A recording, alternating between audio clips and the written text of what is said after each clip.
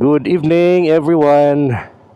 Short ride muna tayo papuntang Batu Leyte para mapakita ko sa inyo yung kuha ng ating DJI Osmo Action 5 Pro tuwing gabi. Ito yung night footage niya. At gamit pala natin ng DJI wireless mic o DJI Mic 2. Test rin natin kung maganda ba yung kuha ng kanyang boses, ng aking boses. Teka, adjust muna natin ha. Okay, let's go. Yung DJI Mic 2 natin ay nilagay lang natin dito sa loob ng helmet. Magnetic naman siya. Nilagyan ko na lang ng magnet sa loob.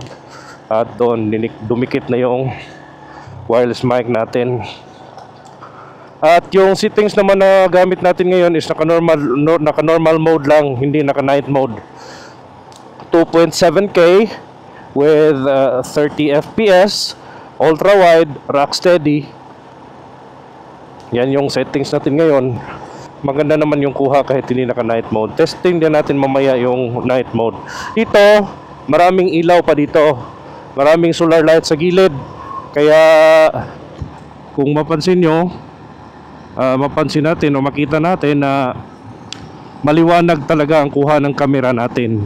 Doon sa unahan, wala ng solar street light, kaya matitest natin kung gaano kung makikita pa rin ba ng camera natin yung daan o maliwanag pa rin ba yung daan. Mamaya sa ganito kaliwanag na daan, titest din natin yung night mode. Bagong firmware na ito, naka-update na ako, kaya test muna natin. Let's go! Batu Leyte. Malapit lang yung Batu Leyte dito sa amin, no? From our house, nasa lang. Grabe naman yung mga sasakyan na yun. Hindi man lang marunong mag-low. Yung Batu Leyte nasa 5 kilometers lang mula sa amin.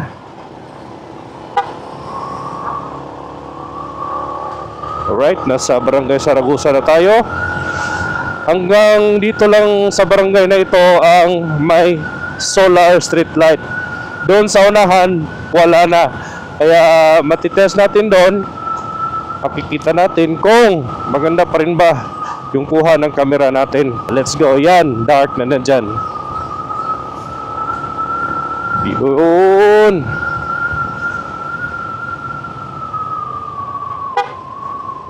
Gamitan natin ng konting auxiliary light kasi madilim talaga dito. Yan. Dito sa parting ito, marami na yung nadidisgrasya.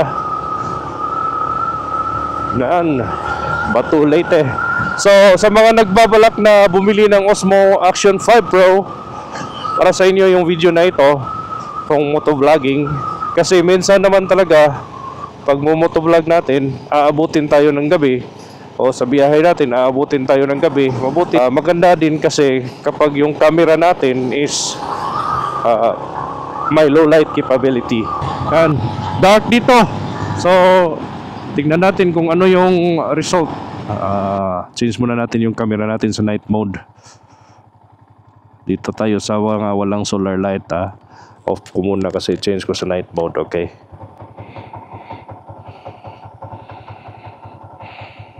Alright, mic test. Ito yung night mode natin. 2.7K, 30 FPS, rock steady, wide yung angle niya. Yan.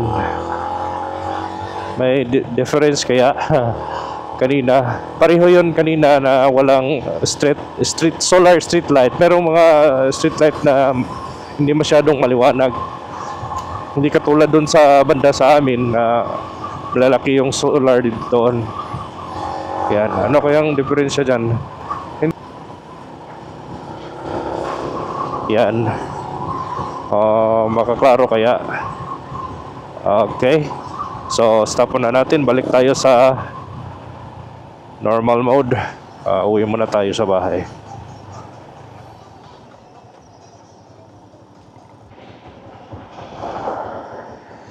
Alright. Balik na tayo sa bahay. Yan, naka normal mode ulit tayo. Hindi na naka-night mode, 2.7K, 30 FPS, rock steady, and ultra wide. On natin yung auxiliary light. Yan. So, kitang-kita, no? Ito namang DJI mic to, gusto ko ito. Matagal ko ng pangarap na ganitong setup kasi kapag umulan, hindi ka na mag-worry na mabasa yung adapter mo o yung media mode mo kung sa GoPro yung gamit mo. Kasi naka wireless mic ka na. At yung DJI mic to, meron siyang 32-bit float. Naka-on to. Pero maganda pa rin at meron ng feature na ganyan. Hanggang 250 meters yung layo aabutin nitong DJI Mic 2. So hindi tayo mag-worry na maputol yung audio natin kasi malayo yung range niya. So kahit nasa loob lang yung mic ng helmet natin at nasa labas naman yung camera, malinaw pa rin yung kuha ng audio natin. So ito rin yung maganda kasi yung kinuha ko, DJI Osmo Action 5 Pro. Siyempre kinuha ko DJI Mic 2 na rin para pareho sila na DJI. Kasi yung drone natin, DJI Mini 4 Pro naman. So DJI products tayo ngayon. Meron naman akong GoPro Hero 5 Black. Yun yung unang camera, pangalawang camera ko na may stabilization. Pero bumigay na, wala nang display sa screen. Naisipan ko na bumili ng DJI Osmo Action 5 Pro. At salamat naman sa asawa ko kasi binigyan niya ako ng pambili. At ito na nga, nakabili na tayo at mayroon pa tayong DJI Mic 2. Kapag magba-vlog tayo, dalawa lang yung dadalhin natin. Wala na yung mga kung ano-ano pang mga wire dyan na i-connect natin dito, adapter, tapos mabubuksan pa yung mga ports, mababasa pa ng ulan. Kapag umulan, hihinto ka talaga kasi baka papasok yung tubig sa mga ports kasi bukas nga, nilagyan mo nga ng adapter. So yun na yun hanggang dito na lang muna guys, no? Salamat, sinare ko lang sa inyo. Short ride lang naman to. Sinadya ko talaga na gabi para makita natin yung kuha ng DJI Osmo Action 5 Pro tuwing gabi. Maganda naman talaga siya guys. Maganda naman talaga yung kuha niya. Kaya ito yung pinili ko. Pero nasa sa inyo pa rin yan.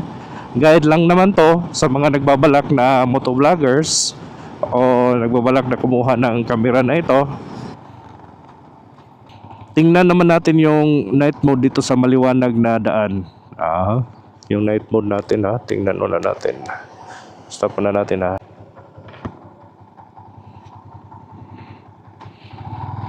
Ay, naka night mode tayo dito sa maraming solar street light. So, maliwanag siya. Mas maganda yata yung kuha ng night mode dito. Kaso hindi ko nalagay sa naka-wide lang to. Ano sa tingin nyo? Hindi ko lang gusto masyado yung parang magiglare sa magiglare sa camera kasi parang magre-rainbow. Konti lang naman, hindi naman ganong problema, issue yun sa akin. Hindi naman masyadong issue yun sa akin, kaya ayos lang naman. So yun, so hanggang dito na lang. Maraming salamat sa panonood. Uwi na tayo, and this is Jay ng Frantic Channel, and peace to all. Bye bye. Thank you.